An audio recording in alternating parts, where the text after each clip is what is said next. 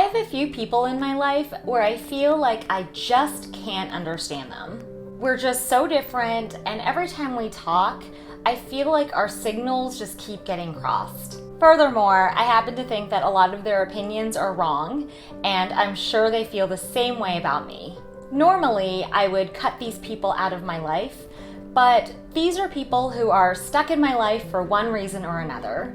And more importantly, I don't want to give up on them yet. Recently, I was talking to a friend who is a graduate student, and he's also a teaching assistant. He's from India, and he was really bummed because he had just received feedback after his first semester of teaching, and many of the comments from the students were about how they couldn't understand him with his thick Indian accent. I felt bad for him because I knew how passionate he was about teaching and how much he cared about his students. And I was also baffled because I can understand him perfectly. And it dawned on me that maybe the issue wasn't so much that the students couldn't understand him, but that they weren't trying to. When I was in college, particularly for our math and science courses, we would have teaching assistants from foreign countries. And I remember complaining as well that I had a really hard time understanding them. And look, certain accents are thicker than others. But if I had to be honest, sometimes I wasn't trying that hard to understand them. Science and math classes were not my strong suit, and it was easier to blame the language barrier than to study harder. With my Indian friend, he does have a thick accent. And at first it took me a while to figure out how he pronounced certain words, but once I did, I could understand everything he said perfectly.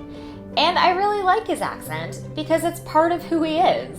It also reminded me of how toddlers can speak in their thick toddler accents, and yet their parents seem to understand exactly what they're saying, for the most part anyway. When my older niece started talking, I had to listen really carefully because she would say like chocolate instead of chocolate, or white sauce instead of queso dip.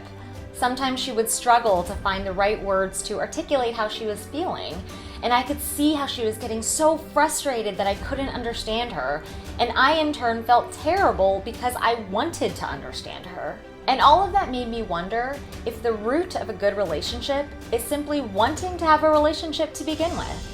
It is extremely frustrating when you can't understand someone and you feel like someone doesn't understand you. But going forward, rather than giving up or dismissing someone because you're so sure that you can't understand them, I encourage us to try and understand them, because sometimes the problem isn't their accent or our hearing, but rather it's in our minds and our willingness to be open.